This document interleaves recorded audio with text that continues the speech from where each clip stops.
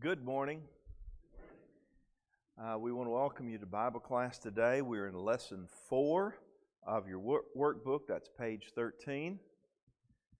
Please, if you wish, open your workbook to that page number. We're going to be in James chapter 1, 2 through 11, continuing from last week. We will read the text again. But we have the scriptures printed in the workbook, but if you wish to open your Bibles, that's where we'll be reading from, James 1, verses 2 through 11.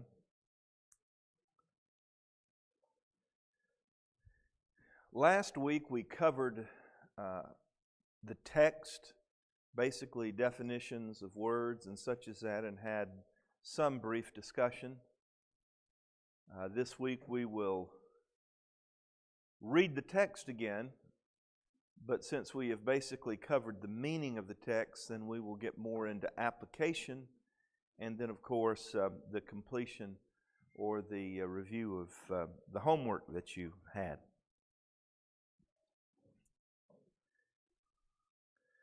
James 1, I'm reading at verse 2, or beginning at verse 2. My brothers and sisters, consider it nothing but joy when you fall into all sorts of trials, because you know that the testing of your faith produces endurance. And let endurance have its perfect effect, so that you will be perfect and complete, not deficient in anything. But if anyone is deficient in wisdom, he should ask God, who gives to all generously and without reprimand, and it will be given to him. But he must ask in faith, nothing doubting. For the one who doubts is like a wave of the sea, blown and tossed around by the wind. For that person must not suppose that he will receive anything from the Lord, since he is a double-minded individual, unstable in all his ways. Now the believer of humble means should take pride in his high position, but the rich person's pride should be in his humiliation, because he will pass away like the wildflower in the meadow. For the sun rises with its heat and dries up the meadow. The petal of the flower falls off, and its beauty is lost forever. So also the rich person in the midst of his pursuits will wither away. This particular lesson is called the fiery trial of hardship. It's based generally on the outline that we have of James. In this reading, we've looked at the purpose of trials, we've looked at the power of faith, and we've looked at the passing nature of wealth. We went through several words already to establish the meaning of the text. So let's get into the application on page 14. Here is a strategy for remaining joyful in trials. I guess it would be good to have a strategy, wouldn't it? I mean, something that's not exactly something that is intuitive to us as human beings, that you can be joyful in trials. Here's some, again, key words. He addresses this to brothers and sisters. Who's he talking to? He's talking to Christians.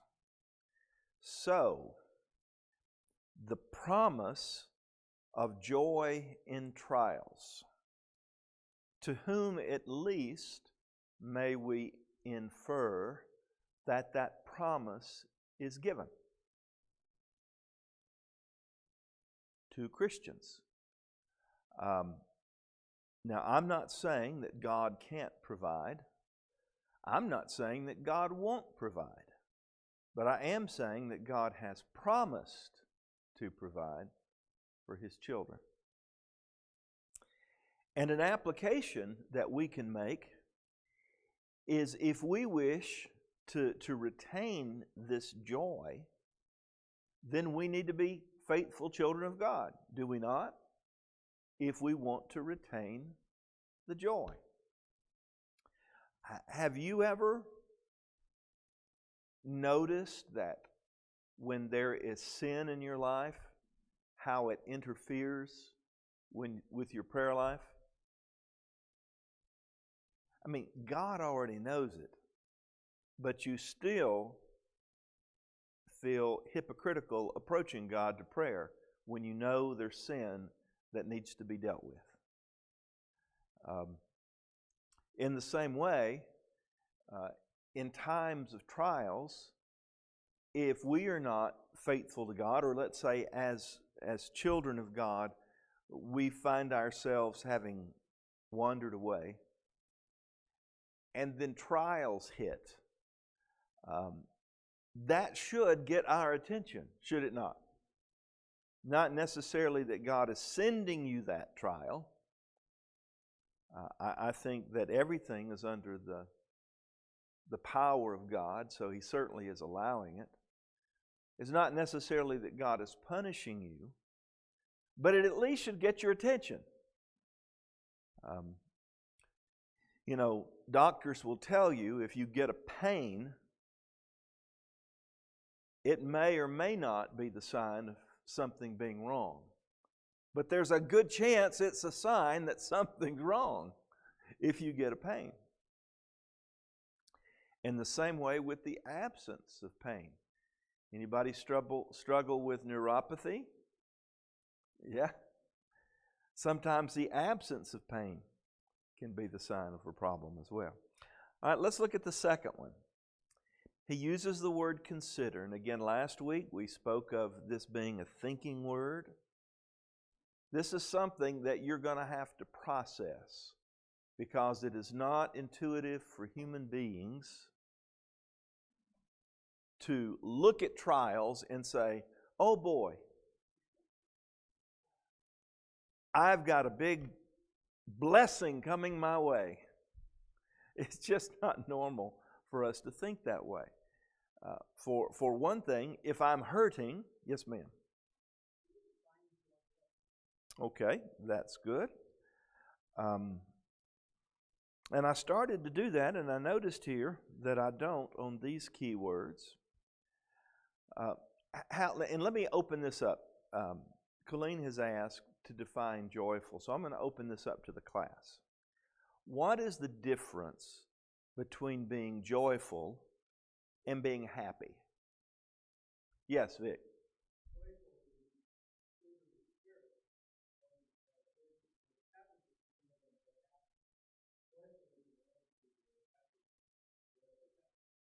Okay, happiness is circumstantial.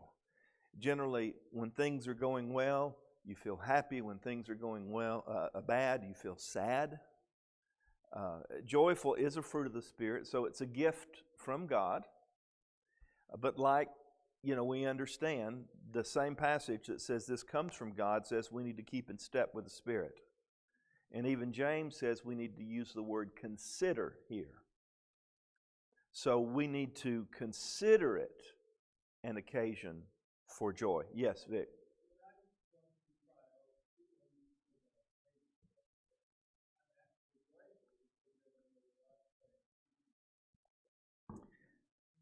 Yeah, God is trying to teach you.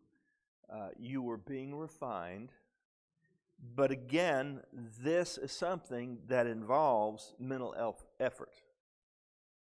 So we need to be intentional about developing joyful attitudes. So, what Vic has just said, what James has said, that God is is working within you, that this is going to end up being a time of strength for you. Those are the things you have to mentally realign your thinking toward. That doesn't mean you have to be happy. There can be a lot of tears involved in joy. I think joy also has a lot to do with inner peace, that even though things are going in a different way than what you would want, you can still be peaceful in your relationship with God and in your hope for the future. Anyone else want to help? Yes, Jen.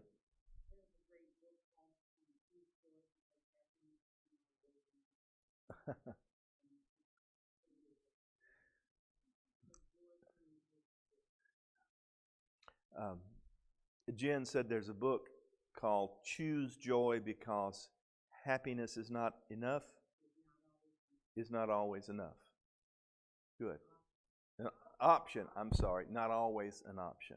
I get something in my head. And yes, Jerry.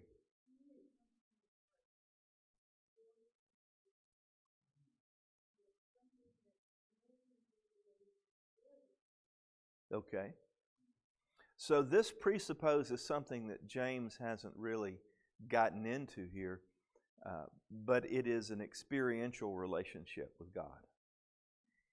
And if you're having trouble making that mental leap, like we're talking about, the considering it all joy, the whole thing about praying for wisdom is something he says too. He says you may be deficient in wisdom. You need to be able to look at that. I can see things better now than I could 40 years ago, quite frankly. I have the benefit of the last 40 years of God taking care of me. But you know, it can be very difficult.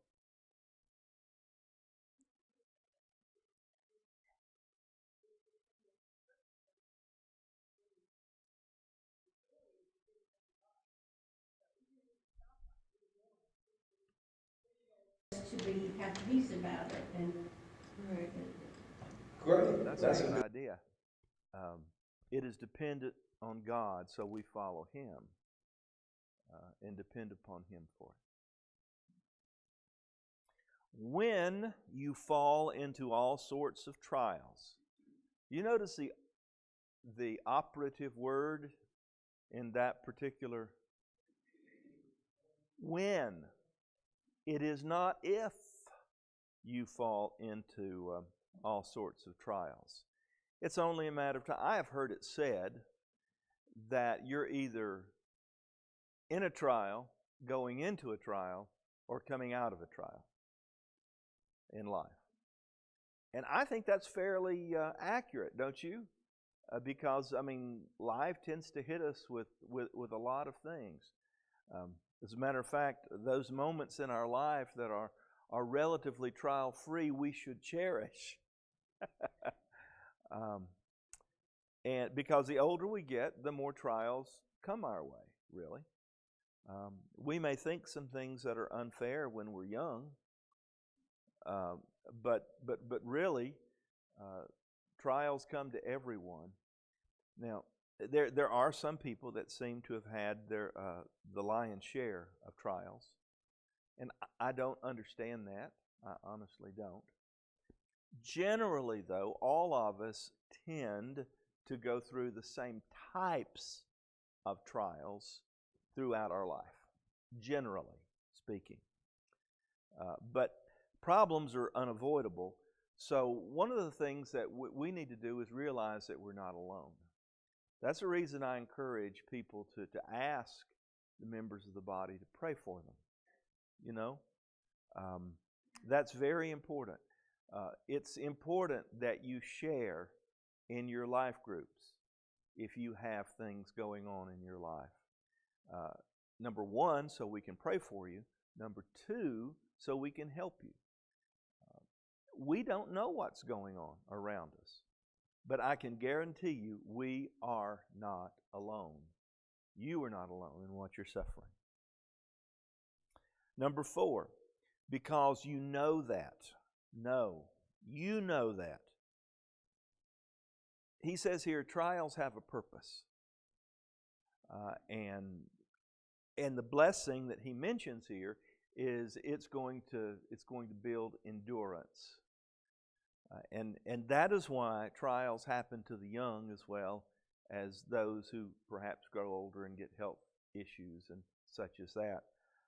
Because all along the way, we begin to learn and we begin to see how our trials have helped us to become a better person.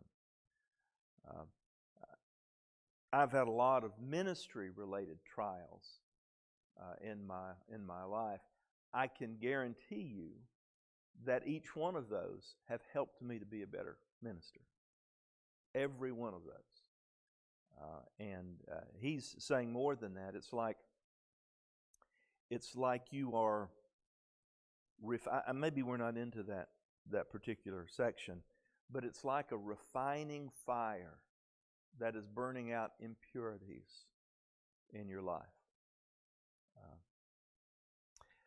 Chapter 1, verse 5, he should ask God. And the whole thing is for wisdom. And we need to pray in all of these circumstances. Yes, sir, Jimmy.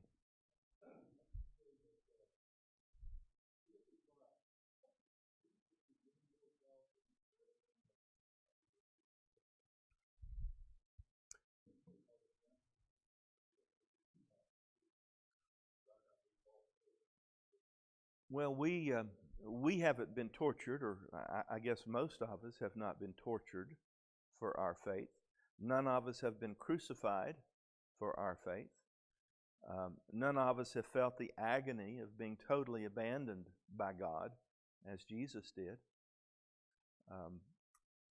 Jesus grew up in poverty. Jesus and his band of disciples basically depended on the goodness of others to live during those 3.5 years of ministry. So yes, in many ways, Jesus is the example. We should look to him who suffered but yet remained obedient, and as the Hebrew writer said, became obedient even to the point of death. So that's good. But pray. Ask God for wisdom. Yes, sir.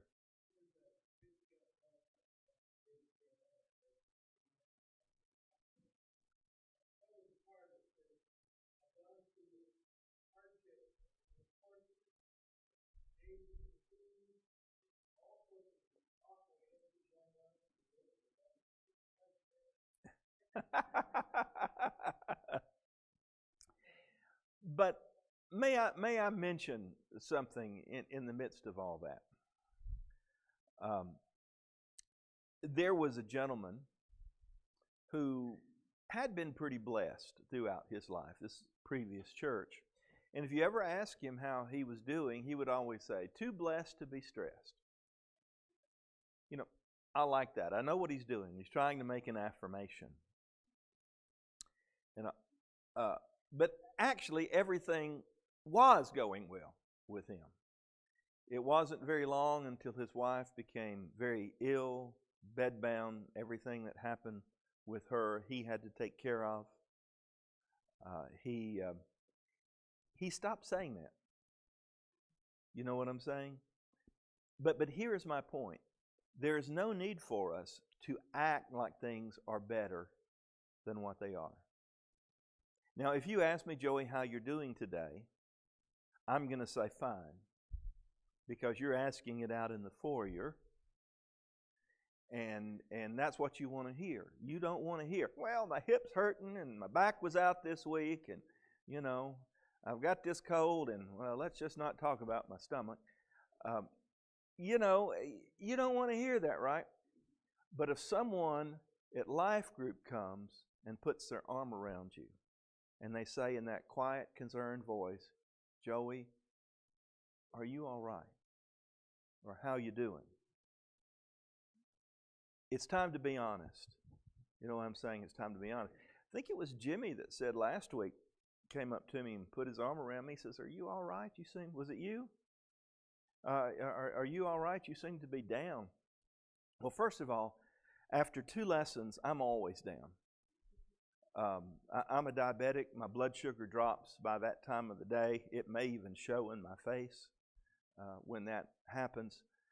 I'm still doing a postmortem on what has been said and done or whatever in the lesson or in the class. But I was doing all right. That was just my affect perhaps was not, demonstrating that the way it should. But when someone truly asks you, how you're doing, if they're concerned, don't give a flippant answer if that's what they're asking for. I mean, just say, right now even if it's right now things aren't so well, would you pray for me? And that would be good. That would be good to do. Don't be like my friend who would just always say, well, too blessed to be stressed. What that does, it minimizes his problems and it minimizes my problems when he says that. It's kind of like, if you're really blessed, you won't be stressed over what's going on. Well, I'm stressed a lot,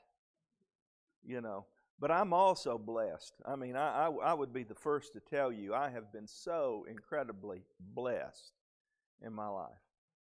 Anyway, someone else had something to say, I think. Yes, Terry.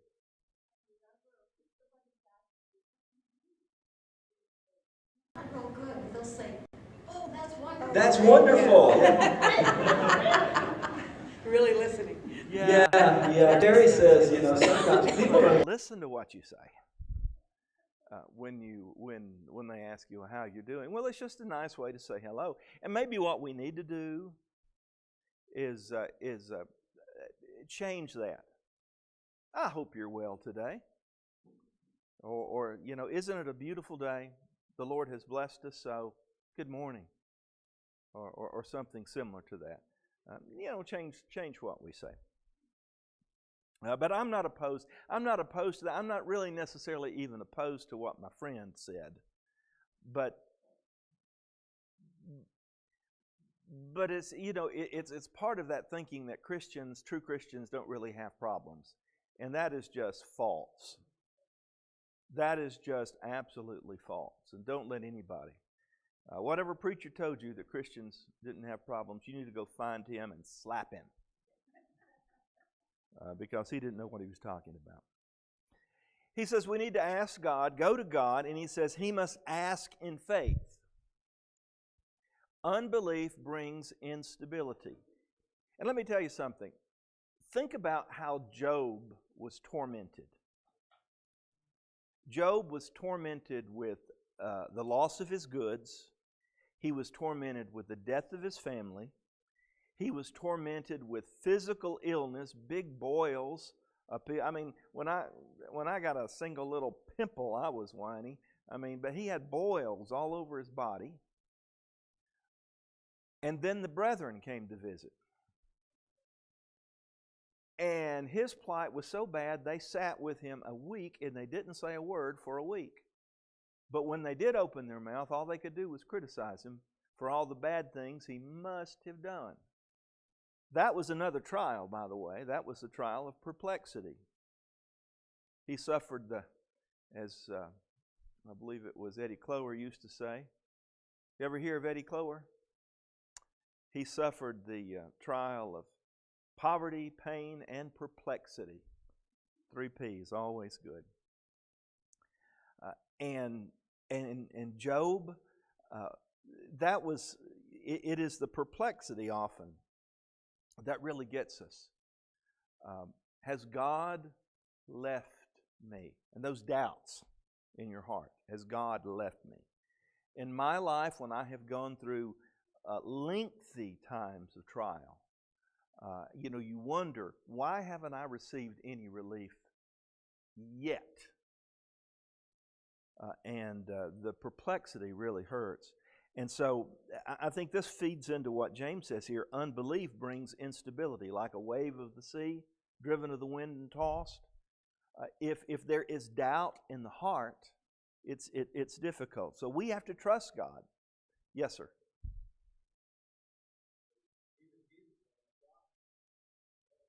God, why have you abandoned me? Why have you abandoned me? That's right.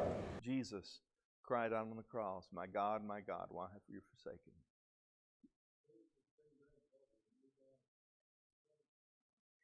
Yeah, Job, the rest of the book, after all the brethren had their speeches, Job requests an audience with God. And God basically came to him and asked him a bunch of questions that Job couldn't answer. And he basically says at the end, well, Job, if you can't understand these things, how can you possibly understand why bad things happen to good people? That's something that's for God to work out and figure out. You can't do it. All we can do is really trust God. And that's when Job really said, oh my, I can't believe what I've done, in questioning you. Yes, sir.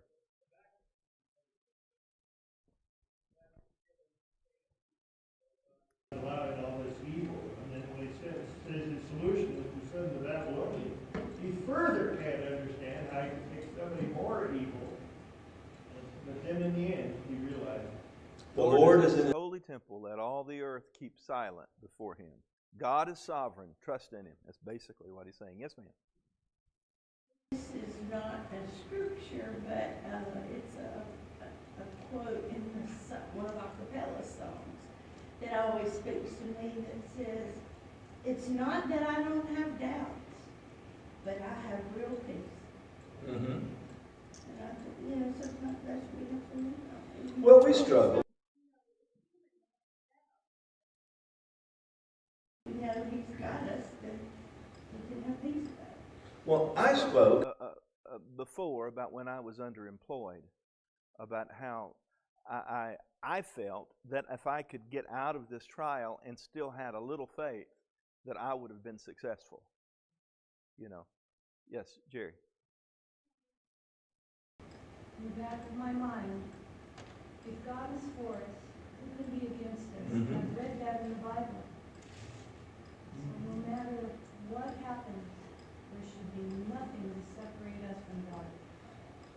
Bottom line, very good. in my opinion. I think that's a good observation. That if God is for us, who can be against us? And then there's the word pass away. Here he's talking about the rich man. And he has some things to say about the rich and the poor man.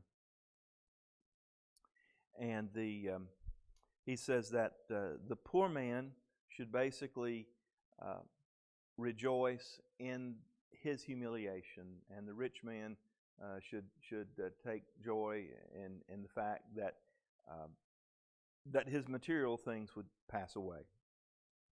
And I don't think anybody takes joy that their material things will pass away. But in the understanding that in the grand scheme of things, they are valueless. That we all stand before God the same. Rich, poor, whatever our racial or ethnic background, male, female, all of us stand before God as equal. So the great equalizer then is eternity, is it not? That is a great equalizer that we look to.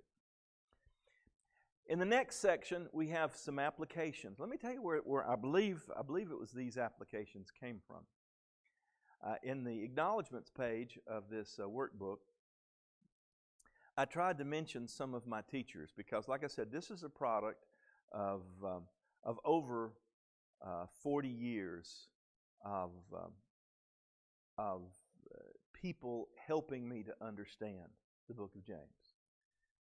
Back in the, I guess it would be the early 80s, I went to some classes at the Alabama Christian School of Religion. They had satellite classes, and Dabney Phillips at Sansom Avenue taught some of those classes. And he taught some information on the book of James. And so I mentioned him in my acknowledgments. The thing you might not know is about 3 weeks ago, it was a Sunday right after we made these workbooks available. Might have been even the first class that we had, I'm not sure. We had 2 visitors with us. They were from Alabama, and they knew Dabney Phillips. In fact, he was the son of Dabney Phillips. And we struck up a conversation, and I opened up the workbook and I showed him the acknowledgement where I was crediting his dad for some of the things. I believe that this section here, these 9 applications, came from Dabney.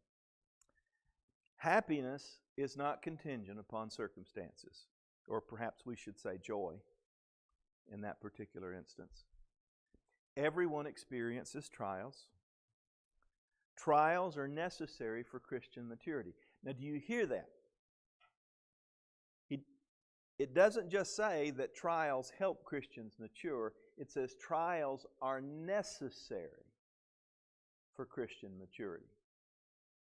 Now, if we all went out today and we decided we were going to train to run a marathon, first of all, I'm going to tell you, that's not going to happen. Not with me, anyway. But if I was going to train, I would run maybe a block, and I'd have to stop. And because I'm just not in shape. And it would hurt. The next day I would hurt. The next week I would hurt. I can tell you that's the way it is. But if I'm to run more than a block the next day, what am I going to have to do? Get out there, do it again, and go further than that. So, in the same thing is true spiritually. The only way for us to grow spiritually is that trials will come. Because, let's face it, if I have the choice between staying home, relaxing my recliner, watching television, and eating a nice piece of chocolate cake, I'm going to choose that to training. That's just the way it is. It's just easy. God is a giving God, and He wants to help. Now that should undergird all of what we're experiencing. God is a giving God, and He wants to help. He wants to help you in whatever you're going through. He wants to be there for you. And if He can't if He won't just snap His fingers, God can do anything He wants and clear up the whole problem. God is at least going to help you as you deal with it. He's going to give you the resources you need to deal with it. Prayer is important for overcoming trials. We've seen that. Prayers must be offered in faith. Faith adds stability to our lives. A man's life is more than what he owns materially. Jesus said that to the man Jesus was preaching this nice little sermon. And I would assume, in my mind, it was before Jesus was actually finished. This guy interrupts him. And he says, "Lord, please settle this dispute between my brother and me about our father's inheritance." And Jesus says you need to beware of covetousness, for a man's life does not consist of the abundance of things that he possesses.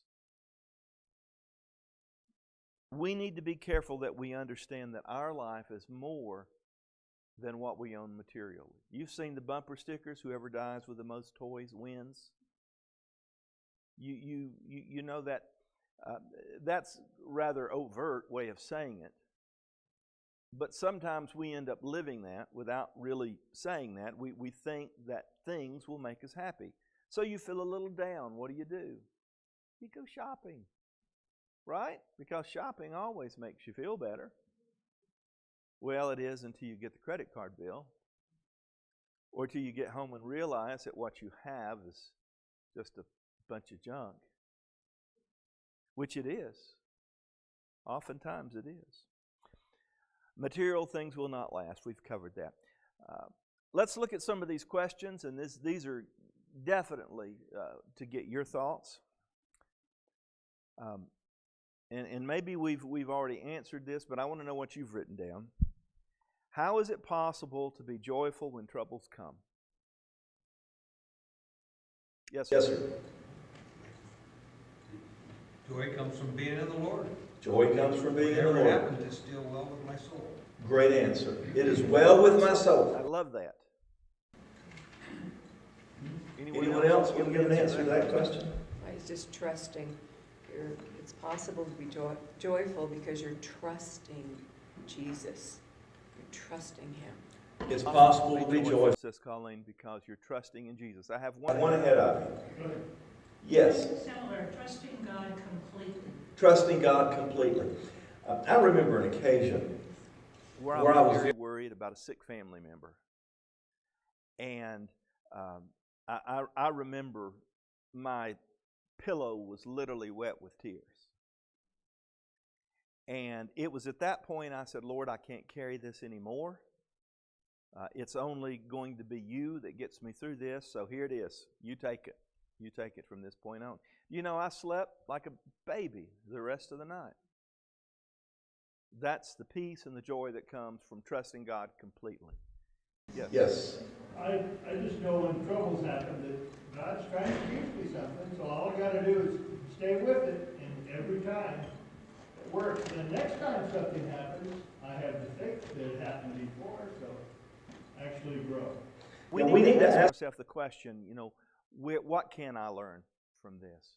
Because obviously God is allowing this for a reason. And again, even that in of itself is trusting God, that you believe that particular thing. How does God give wisdom to those who ask? What are your responses?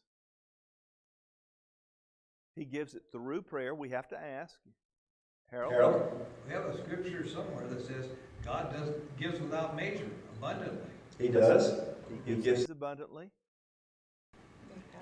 But But how do you get wisdom? how? From people. Okay. All right. Sometimes the wisdom comes from other people. Can I give you a suggestion? Yes, ma'am. I was going to say the wisdom actually comes through the trial. So it's just like when we talk to our kids, like sometimes they have to experience things on their own, even though we in our hearts have experienced it ourselves. They need to gather that and gain that wisdom on their own. And so I think every trial we face is actually God's, like, a way God gives us wisdom and speaks through us.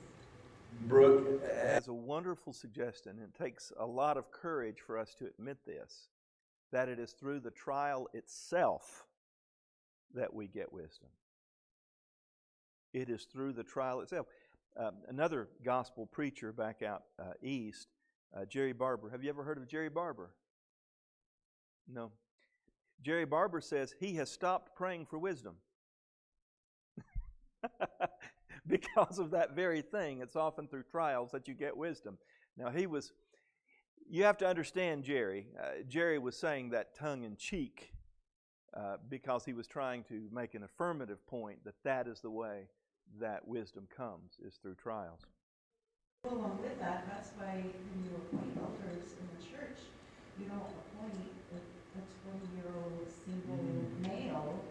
You appoint an older gentleman that's raised a family. That's right. And has a job and has experienced the world a little bit. Mm-hmm. And I think that, like, I personally look to that wisdom of older people because they've actually experienced more. It's the same thing why I look to my parents for guidance on even issues with my teenagers or my young children. And even sometimes they don't remember as well, but if you're going through something, a lot of times memories are sparked and what they did in those situations. Excellent observation.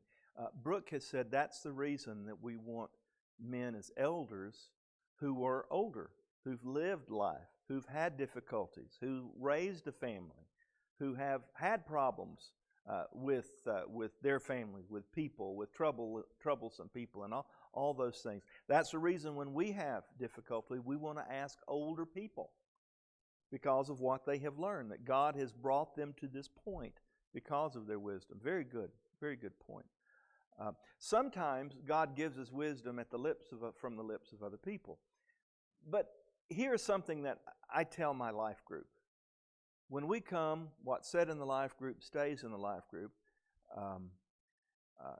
Secondly, Everybody is free to share as little or as much as they want. And then number 3,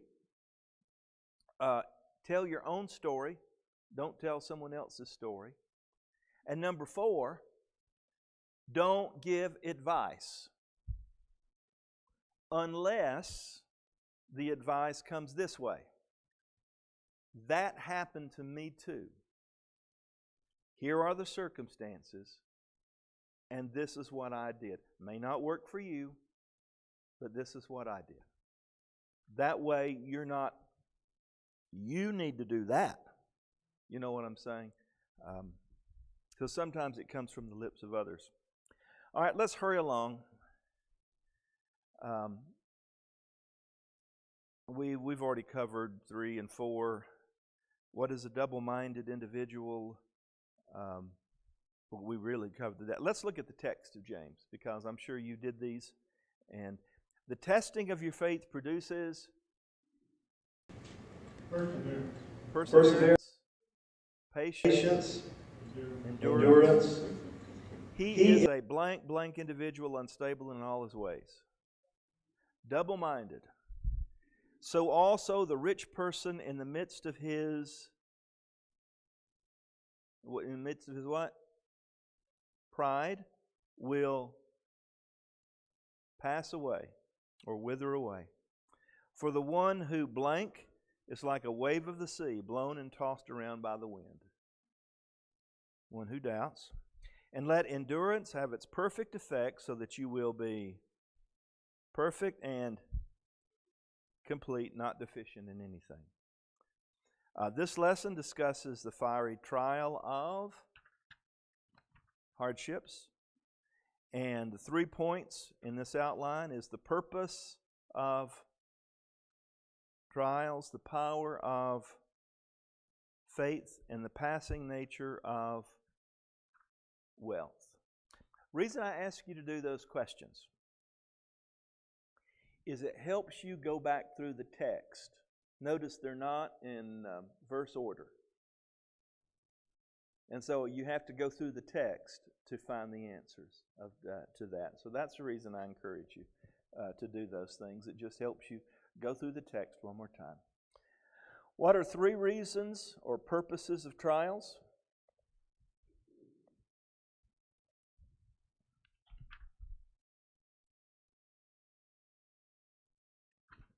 Do I even have that in here? To bring joy through growth, endurance, and maturity.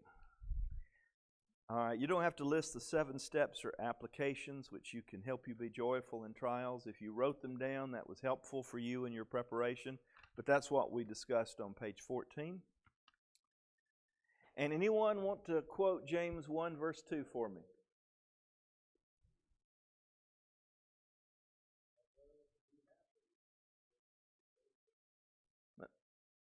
Okay. Anyone else?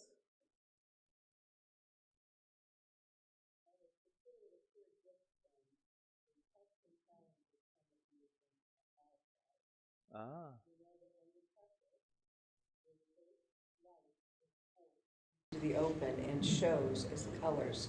So don't try to get out of anything prematurely. That I kept going. Sorry. Very good. Next week, she read a paraphrase on that from you know what version that is? That's the Message, Eugene Peterson the Message. Next week, page 17, lesson 5, the fiery trial of temptation. This week we learned pretty much, or the last couple of weeks, pretty much about trials. Next week we'll talk about temptations to sin. You are to read this lesson in James 1, 12 through 18, answer the questions in the back of the book, and memorize James chapter 1, verse 12, which says, "Happy is the one who endures testing, because when he is proven to be genuine, he will receive the crown of life that God promised to those who love him." I appreciate your time. Thank you for your preparation. Yes, Jimmy? Trials, to me, bring you closer to God. I always go to Him when I'm going through a trial. Help me. And I feel like it brings me closer to the Lord. I believe you're right, but there are some people that it actually puts a wedge between them and God. And a lot of times it's that word consider that makes the difference. Oh, thank you. Jimmy says, as for his personal life, trials have always brought him closer to God, and I commended him for that. There are some people that it actually puts a wedge. Thank you for your time.